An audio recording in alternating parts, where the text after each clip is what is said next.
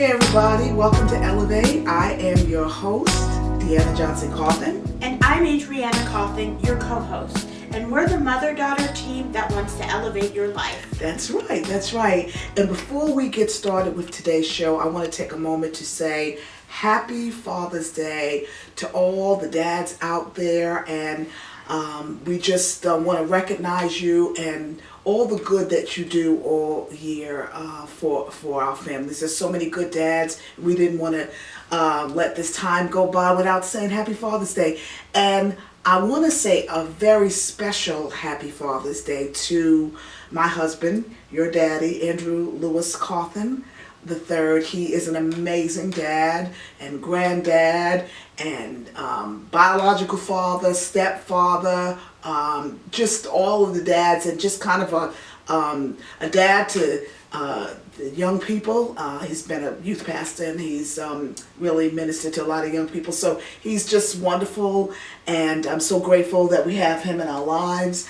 And so I want to say a very, very happy Father's Day to Andrew Lewis Coffin, one of the funniest, classiest guys out there. Happy Father's Day, babe. Tell us about some things happening in the news, Adriana. There's some really good things.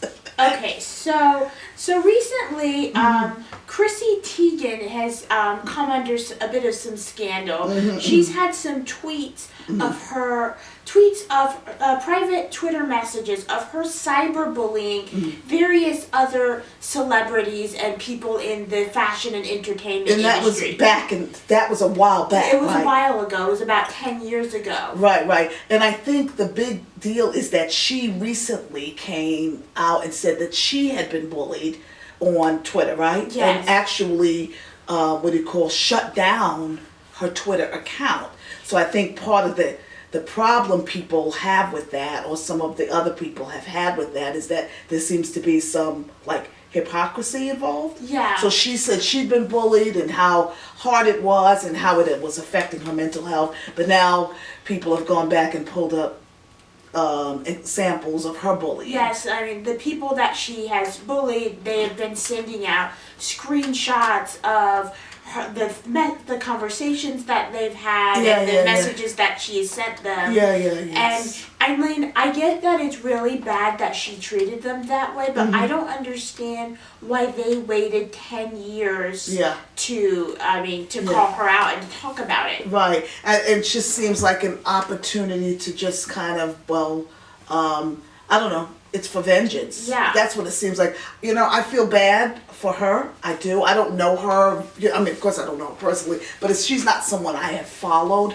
I know she's John Legend's wife, right? Yeah. And she was some sort of model and whatnot, and they're this celebrity couple. But I just feel bad that there's so much negativity out there. Seems like it would be just best for everyone to just kind of let it go. So I wish the best for everybody involved. I wish the best for Chrissy Teigen. I know this has got to be hard on her and her family. So moving on, let's talk a little bit about Jeopardy. Yes, so Jeopardy guest host Mayim Bialik has been the most popular guest host so far. She has. Yeah, so I even like her. Yeah, I like her too. I've been watching, throughout most of this guest host process, and a lot of the guest hosts were very dry. They were news people. Yeah, kind of stiff. News people are trained to be boring and dry. Right. Yeah, but she has the timing. Things just work, and she's a smart girl. Woman. And so everything sort of just works. She also has the personality. She is an actress. Yeah. She's also a neuroscientist, right? Yes. So it's kind of the best of both worlds coming together. So although we're still mourning the loss of Alex Trebek, she, and looking forward to also having LeVar Burton. I'd like to see what he can do as host. I do think out of all of the guest hosts that there have been up to this point, I personally think she has been the best. So may the best man or woman win, right? Yeah. Give me one more trending topic, niche news type thing. Okay, so in a high school in Exeter, New Hampshire, has been come under scrutiny for some of their COVID practices during their prom. Yeah. So the school labeled unvaccinated and vaccinated students with different colors. Different color markers. Different color markings on their hands. Yeah. So the vaccinated students had black markings. Yes. But the unvaccinated students had red marks on their hand like it was the scarlet letter. Yeah, it's terrible. And then they had to do something weird, then like every 3 songs they would to turn the lights on and make the students raise their hand for contact tracing. Yeah, it was all very weird and bizarre, and I don't really see how that would help with COVID. Yeah, and this is this. You said Exeter. This high school's in New Hampshire. Yes. And I think if the educators can't get it right, is there any hope? No. I mean, I think it's been shocking at how much we've gotten wrong with this pandemic. You know, that's that whole, what do you call it? You call it when we did all the cleaning. Oh, the health theater. The health theater. Because really, what is that really going to do? I mean, if you really want to be healthy, I mean, you would need to either not have a prom or have everybody who's unvaccinated wear masks. That's right. Or just say, if you come, then you have to be vaccinated. Yeah, or you have to present a negative test or something. But the rest of this stuff is just drama, bad drama, or drama, as my husband would say. So anyway, we're going to take a little break, but don't go away. We will be right back.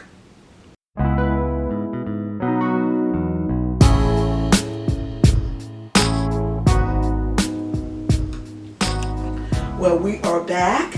And before we go into our next segment, which is called Around the Town, we want to go ahead and update you about the exercise challenge that Adriana and I told you about last week. It's called Stepping into Summer, and basically we are challenging each other to see who can get in the most steps each week over the next 8 weeks. So this week was the end of week 1, and so we tallied up our steps for the last several days, and my husband tallied them up, and Adriana has those results. Adriana, would you mind sharing the results with our guests? Okay, so this week my mom got 30,175 steps. Woohoo!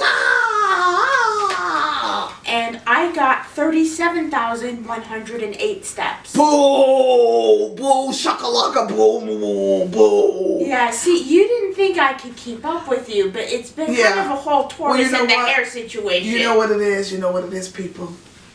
She's my daughter. I wanted to encourage her. Oh no, we're not going down that route. I wanted to encourage her, so that's why I let her have the head step. But now you're going to eat my dust, baby. We're not giving You're going to eat my dust. You're just going to see the back of my head. We're not really walking at the same time, so that's not going to happen. You know what I mean. Don't even be smart. Give me the hand. I'm giving you the hand. I'm just saying, okay?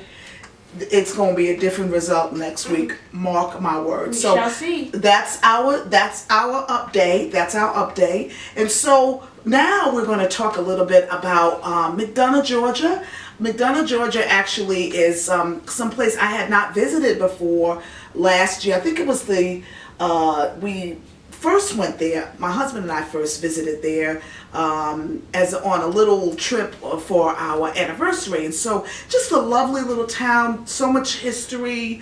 We did some shopping in antique shops and went to some malls and just lots of different things. Just took a lot of good pictures. So stay with us as we visit McDonough, Georgia. This week, our Around the Town segment takes us 40 minutes south to the city of McDonough in Henry County, Georgia. When we arrived in McDonough, we stopped and walked around the main square and visited the Welcome Center, an historically maintained Standard Oil service station built in 1920. The colorful, refurbished gas pumps makes a great place for a photo op. While we were there, we also snapped a picture of the Henry County Courthouse, which is located across the street from the main square. As we walked around the town square, we strolled past several eateries and a variety of shops. Since we love antiques, we stopped at the Planters Walk Antique Mall to see if we could snag some vintage finds. Our visit to the antique mall did not disappoint. From the moment we walked in the building, there was so much to see. The antique china, refurbished telephone desk, and the old washboard were just a few of the thousands of items in the store. I actually came across a Captain and Tennille record in my hubby found an old French horn. We then made our way over to the Peachtree Peddlers Flea Market and Antique Center to see if we could find some more goodies. With over 25 acres of shopping and hundreds of vendors, antiques, appliances, clothing, jewelry, and books, this place is an antique lover's paradise. While we were there, I found an oversized fur coat, and my handsome knight, Andrew, found some shining armor. We had fun visiting the city of McDonough, one of the many quaint places to see in the state of Georgia. Don't go away, we'll be right back.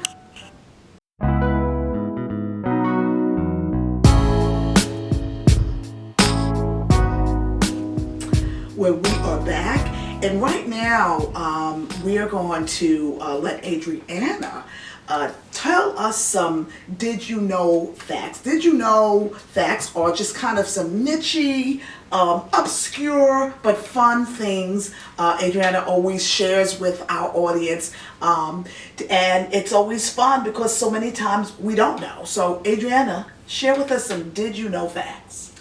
Did you know that up into the late 19th century, fashion designers didn't use human models. They would make miniature versions of their clothes and showcase them on dolls. Really? I had no idea. Kind of like the little furniture samples that salesmen would bring out. They would do small pieces, just versions of the actual piece. So you're saying that they would have these dolls and just make smaller versions of the clothing. Yeah. Huh. Yeah, but I guess that makes sense because fabric was very expensive back then, so they didn't have money to have all these dresses just laying around that could never be worn. Very much so, very much so. Wow, very interesting. Hit us with another did you know fact. Did you know that gloves used to be a status symbol? Really? That in the Middle Ages, poor people wore mittens because they were easy to make, they wasted less material, and having your fingers all together instead of separated actually keeps them warmer. Yeah. But wealthier people during that time period wore gloves to show off their status. Is that right? I mean, we've seen that in some of the Jane Austen movies, and where they would wear. Now that was beyond the Middle Ages. Yeah. But gloves were kind of were a thing even then too, right? Yeah. Yeah, it was a big deal. Wow. So gloves showed status. I like gloves. I love gloves. I have leather gloves. I have satin gloves. I've got white gloves. I've got green gloves. Why do you have so many gloves? It's Georgia.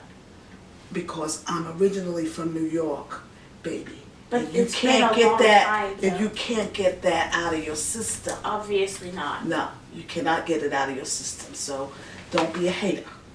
If you want gloves, I'll buy you some gloves. Where would I wear them? It's warm most of the year. Well, you can wear gloves to events. Oh, like evening gloves? Yes, yeah. like what do you call them? The opera gloves. Opera gloves. Come on now.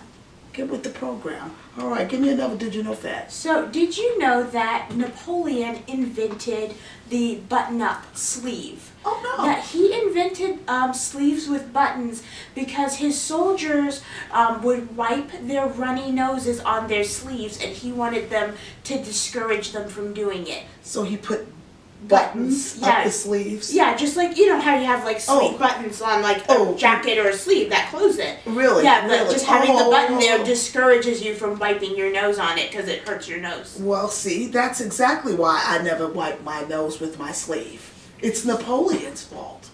Don't you think? Yeah, also we're just normal, civilized human beings now. That's right. I'm normal and I'm civilized and I'm a human being. That's why I don't wipe my nose. There you go. Alrighty then. Very fun Did You Know Facts, Age. Thanks for sharing. Now, let's segue into the next part of our segment by talking about dressing for your body type. This is a big deal. I know that it's a particularly big deal for you. You've studied a lot of this, and you've analyzed a lot of this.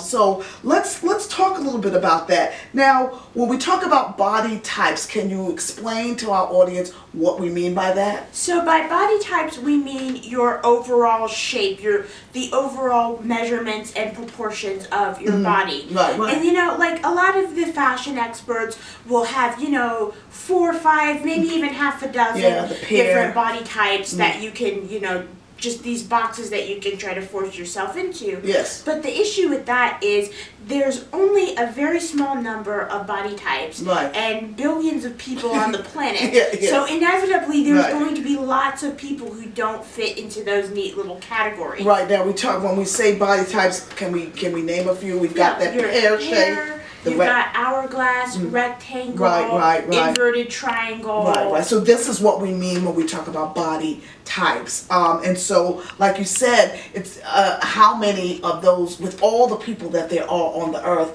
how many of us really fit into those few categories? Is that what you're saying? Yeah, a lot of women don't, a lot of people don't. That's right. And so now, what are some guidelines that people should be using to choose clothes based on their particular body type? So instead of trying to figure out which one of those predetermined categories whether you're a pear or that rectangle. you fit into, it's best to just take a good look at yourself in the mirror. Take notes of which parts of your body are more prominent than others, and then try to create symmetry. Okay, really? Yeah. Right, so an evenness. Yes, an evenness. You want to even yourself out. And so, can we, for instance, you with your body type, what do you do? Because you tend to be... Like, for example, I've got pretty broad shoulders. Right. So in order to give myself symmetry, I wear lots of A-line skirts because that gives me more volume on the bottom half of my body. Right. And that makes me look a lot more symmetrical. Right. Now, when you say volume, you mean kind of width? Yeah, width. Okay, right. So that it kind of balances.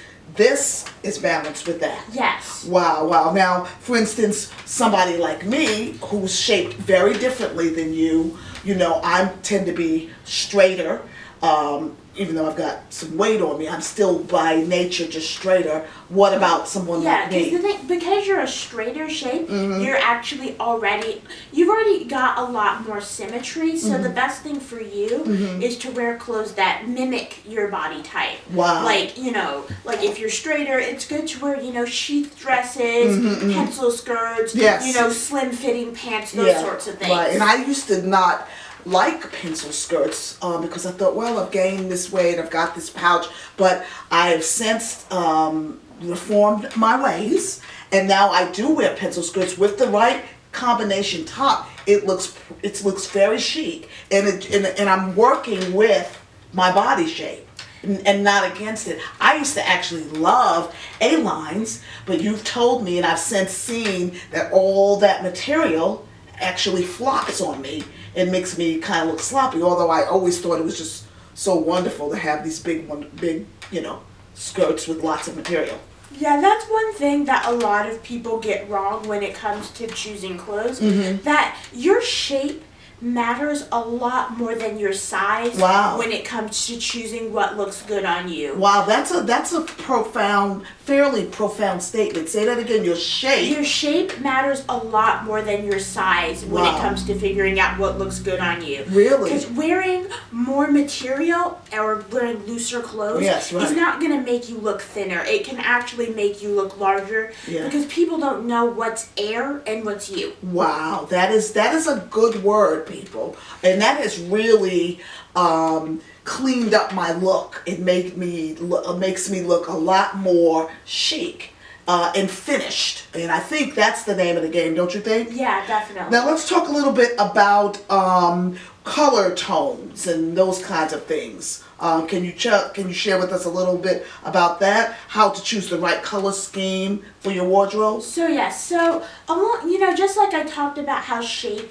matters more than size. When it comes to your color, your undertone really matters a whole lot more than how light or dark you are. Really? Because a lot of people think they can't wear certain colors because they're too pale or they're too dark, but that's not really the case. Wow. See, what you want to do is figure out whether you have warm undertones or cool undertones. Wow, because that will determine what colors to wear. Yes, so here, there's two ways you can do that. Okay.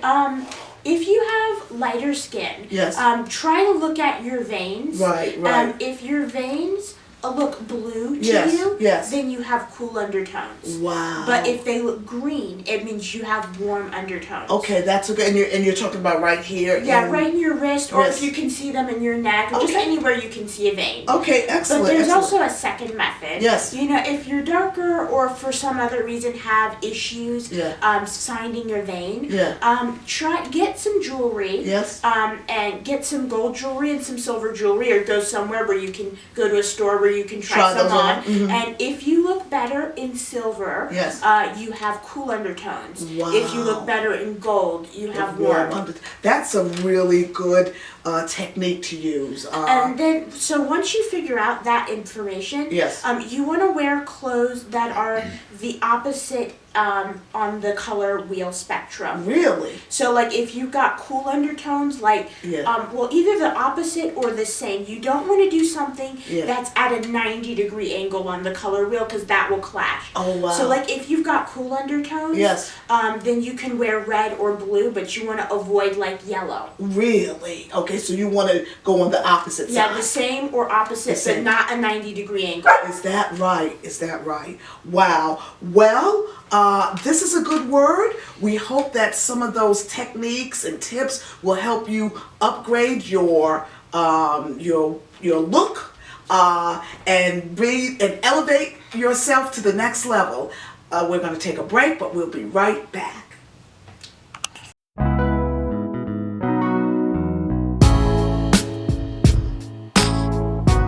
Today we're talking with a good friend of mine, LaDoris Bias-Davis. LaDoris and I met years ago, almost 30 years ago, as professional storytellers. We were in the same storytelling guild, and we've been friends ever since. She's a storyteller, she's a teacher, and just an all-around dynamic person. And today's today's talk is about how to cultivate sisterhood. Basically, the power of women supporting each other, women supporting women. And too often we don't do that. And LaDoris and I talk about how to make that happen, how to support other women. Well, welcome to the show, LaDoris. It is a blessing to have you here. So glad that you took time out of your busy schedule to talk to me today. So let me just get right to the questions at hand. What I wanted to ask you, I wanted to segue into your relationships, because today's show is about the power of sisterhood. Okay. I think a super important topic. Tell me a little bit about your relationships. Was your relationships with other females, how was that growing up? I had a little bit of meanness, but not much, because like mom and dad didn't play that. And like I said, I have 5 brothers, 5 sisters. Yeah, so that makes a difference. I had friends, I had comrades, I had 5 sisters who we were very close. My sister, who's like 1 year older than me, we were very close. So we were like together all the time. Yes. So my sisterhood relationship has been something that has been my basis for building relationships with other people. Oh wow! Because I mean, we had our little tips and tats, and we had that's normal. We were a close-knit family in a small house. Wow! So there's nothing to do but get along. And mom and dad were like pivotal in making sure that happened. They set the tone. Yes. They showed us a lot of love, so we exuded love. Yes. And as I grew. And especially when I, became more into going to college and seeing other people, because in my little culture, there weren't very many people outside of your neighbors who were mostly your cousins. So you saw them at Sunday school. Right. So developing relationships at college and when I was grown and meeting with other couples when I was married, it was very important to me, because I like the idea of getting to know other people. And I still do. I still want to meet other people and make more friends. So that leads me to my next question about generosity. So many times women refuse to be generous. And even though there's not always overt nastiness, so many times we refuse to encourage, like you talked about a minute ago, we refuse to give a compliment. Do you think that women have more of an issue with that than men? And if so, why?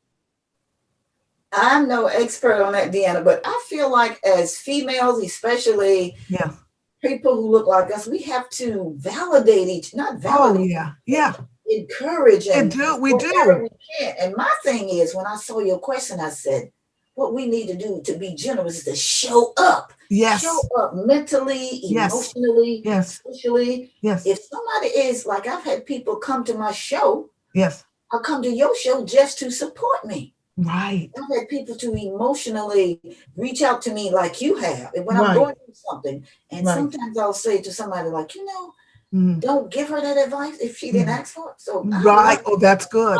Person, sometimes the best advice is no advice. Exactly. So our sisters may just need a listening ear. Listening ear. So I would say show up in any way that you can and be encouraging even with what they're wearing. I was in my once going to a doctor's appointment. Yeah. The sister came with these colorful clothes and she looked so nice. And I wrote down the one, said, sister, you look nice. She said, oh, thank you. Well, I love it. I knew you would be the person to talk to about that. I love that we've been able to have this friendship all these years. And I consider you one of those people who've always been in my corner, who've always supported me. And I think everybody needs a LaDoris in their life. Yeah. Okay. And everybody needs a Deanna. Oh, that's sweet. That's sweet. Well, I appreciate you've been there for me, and sometimes when I, cry, I don't know what to do. And it's been my pleasure. You said if it gets too hard, Andrew and I. Yeah, exactly. So we love you. Thank you for your love and support. Thanks for taking time out your busy schedule. And we'll talk soon. If you'd like to listen to the full interview of my conversation with LaDoris, go to the Elevate Talk Show YouTube channel and look for the video entitled Cultivating Sisterhood, and you can catch the full interview there. Well, we're going to go to break, but don't go away. We'll be right back.